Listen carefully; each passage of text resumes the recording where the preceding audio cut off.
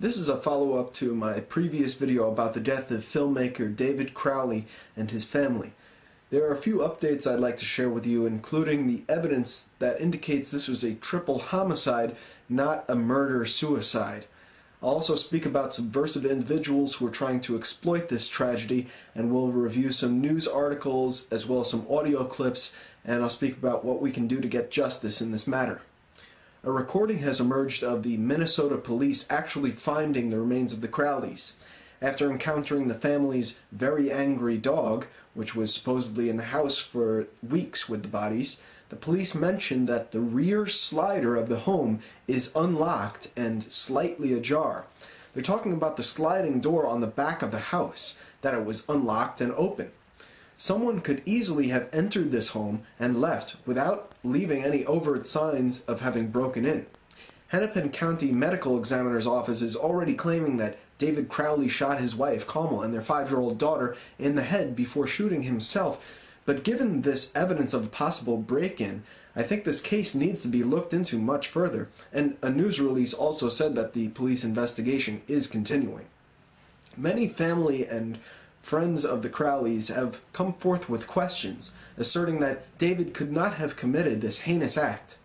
Jason Allen, a producer based in Los Angeles, says that Crowley's words and actions when the two met in September and in an email Crowley sent him on December 17th seem contradictory to a man who was about to kill his family and himself.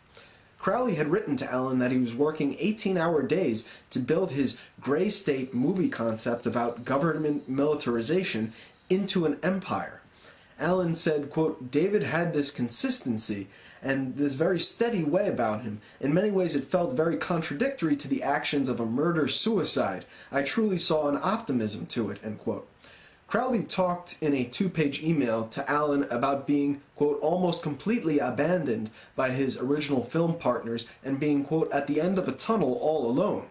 But," he said, quote, "Gray State fans are growing at a rate of 100 to 200 per day, even now, and when I get started, I can only expect they'll keep coming," end quote. He told Allen in the email that in a few weeks he would release a documentary called Gray State: The Rise, a, quote, manifesto on the Gray State model, as well as a few new trailers for a Gray State series, end quote. Crowley wrote, "I have no idea how much money is going to come together when this kicks off here in a few weeks, but it might be enough to get started on a series, then independent features running a common storyline," end quote. So what we have here, and in other articles, is evidence that David Crowley was looking forward to the future and had definite plans on how he was going to produce this groundbreaking Gray State project, and he was definitely not the type of person to do this to his own family. Mason Hendricks, one of Crowley's best friends, has also stated that David allegedly left a 2-sentence note at the scene which doesn't explain anything. Journalist Douglas J. Hagman has written an article entitled, "Filmmaker David Crowley Dead in Murder-Suicide Confided, I'm Not Prone to Suicide." In it, Hagman says, quote, "I recalled him being very detail-oriented and knew that creating this movie was not going to be a small or short project. In addition to the film project, we discussed other matters, personal matters. He spoke of his wife and daughter with the pride of a loving husband and father. He spoke of past events that brought him to this point in his life. He spoke of what he saw as a country in dire trouble from a ruling elite who were bent on destruction of our country and our way of life. He was not, however, fanatical about what he saw taking place. He was reserved, measured, and practical. It was during our conversation that I chided him a bit about the dangers of his undertaking, that it might not be popular move to appear on our radio show in the run-up to the 2012 elections. He chuckled and said that he was glad to have any opportunity, no matter how big or small, to expose the machinations of the corrupt and the complicit who were destroying the country in which his daughter would grow up. It was during the latter part of our conversation that he made the statement that is most unsettling and troubling to me. It was 6 months after the death of Andrew Breitbart and 5 months before the accident that claimed the life of Michael Hastings. He ominously confided that he had no intentions of committing suicide or otherwise becoming a statistic, as he had so much to live for. I'm not prone to suicide, he told me. Although I lost touch of late, the narrative being constructed in the public about David Crowley is the complete opposite of the man I spoke with, joked with, and subsequently interviewed. I understand that people change, things happen, and people will surprise you. I've seen it many times. I get it. What I don't understand is the public's acquiescence or resignation to the official narrative without question, especially considering the people who we've lost to questionable, if not outright strange, circumstances. There is something very wrong here. The death of David Crowley, his wife, and daughter is more than a tragedy. It seems to fit a disturbing pattern. We need the complete truth about what happened, and not accept anything less. Although his death and the murder of his 5-year-old daughter and 28-year-old wife could have been by his hand, I'm not buying it, others aren't either. End quote. Now, one thing I do have to mention here is that Hagman lists a Facebook tribute page in his article, but this page is being run by a liar and a fraud named Thomas Lapp, a person who I've been warning folks about for almost a year now.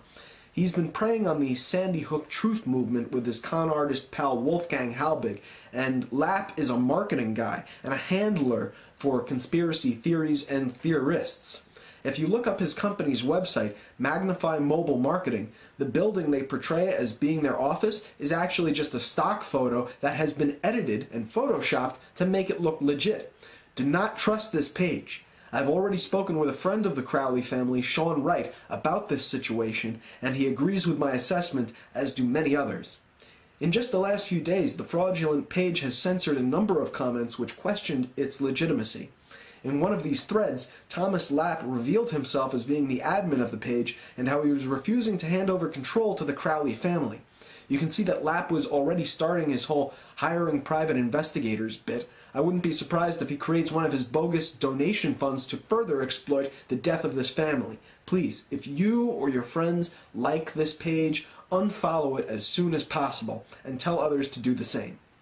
Instead of following the fraudulent Facebook page, perhaps check out the official donation fund, which is being run by David Crowley's family.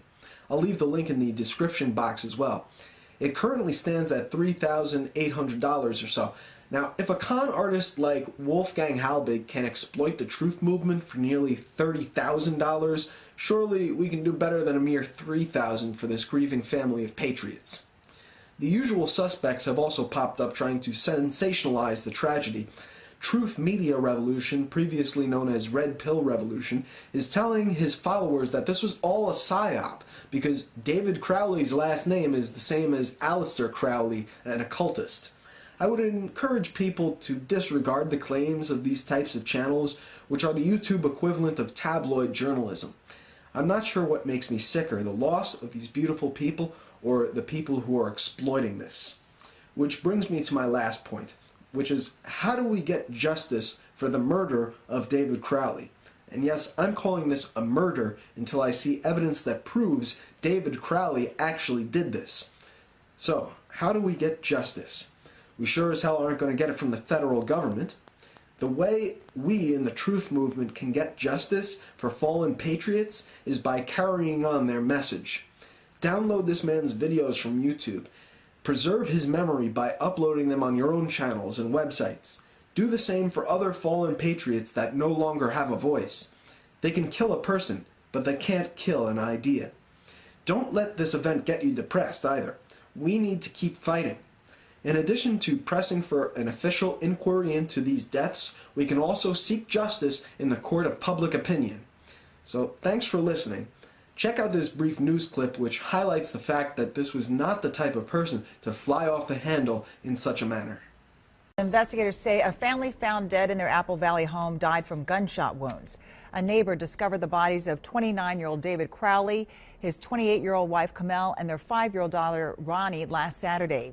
Today, his close friends share with our Reg Chapman how they're dealing with their loss by helping another family deal with their loss. He was always smiling and laughing and joking, and he was a lover of life. David Crowley was the leader of this group of friends. He was more than just a filmmaker. He was their go-to guy, good at everything he tried and always willing to help. Everything you'd want in friends. Today they sit together with David's brother Dan, trying to deal with their loss. The bodies of Crowley, his wife, and their young daughter were found in the house they shared in Apple Valley. They had been there for weeks until a neighbor peeked through a window and discovered them last Saturday. It wasn't too out of the ordinary for him to, just go into an extreme introversion and write and create. That's why no one was alarmed when the 29-year-old dropped out of sight. There were concerns. We talked as a family. His brother Dan says family did talk about David's isolation, and so did his friends. And I was close to reaching out to them, and they were close to reaching out to me. You know, we were concerned. Family and friends did not talk until after the bodies were discovered. While they wait for word from investigators, they've turned their pain into action by reaching out and helping Kamel's family. The father just lost a daughter and a granddaughter, and he's going to lose a wife all in a very short period of time. Kamel's mom is dying from cancer, so they set up a GoFundMe account in hopes of spreading Crowley's legacy of helping others to a family in need. Dan Crowley says that many followed his brother's work, and he hopes that they'll decide to help the family. If you'd like to help, we do have a link to the GoFundMe account on our website at wcco.com/link. 1055 Ramsdale Drive. Cop reporting suspicious behavior next door. Went over to the home to the right of the RP, sees dead bodies inside the house, dog inside, sees a gun in the house on the floor. 933, copy. 1014, copy. 4933 additional. Right. According to the RP, residents have been out of town since before Christmas. Now there are Christmas presents out front, a dog inside, and what looks like possibly bodies inside, a gun laying on the floor inside.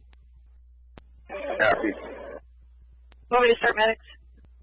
You can start them. I'll be en route in about 1 minute. Receive. Wait, Anthony, you can put me on that call. Just hand this one. I'll have comments later. 714, just have medic stage. Yep. Of the residents where the bodies are is 1051. 1051. Sure. Send you a past action hit and run occurred River Ridge Apartments. Copy. 1303. 714, I'm out. 10-4. 1305. 49, 714. 49, 714. Stand by, man. 10-4. 4920, I'm out. 934, send me the ramp, so I'm out. 49, 714. 49, 714. There's several, obviously, deceased bodies in the front. Why don't you give us 1033? Wait for 34 to get here and we'll make entry.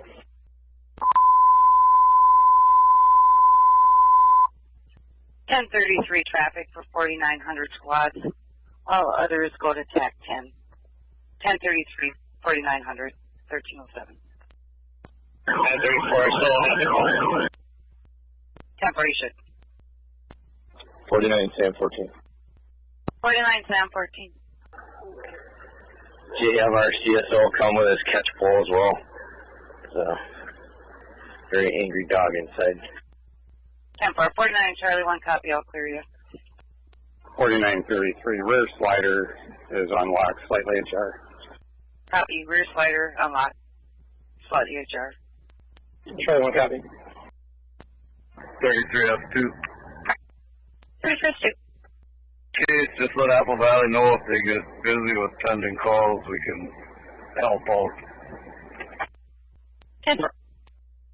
Copy. 4934, 76. 10-4. 3517, I copied, I'll take care of it. 10-4, thank you. 49, 714. We're going to make entry as soon as CSO can get here near this dog. 10-4.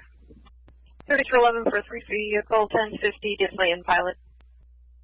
11, I copy. And they're pulling into the gas station. 10-4. 1350. 34 to C1 on the main. Go for C1. Winter 20. Right around the corner. Alright, when you get here, bring your pole over the back. Copy. 4934. 4934. You make an entry into the house. Copy, making entry. 10-4. 49 14. 49, 714. First floor search complete. 3 obviously dead. We're in the basement. 10-4, first floor search, now in the basement. 4934.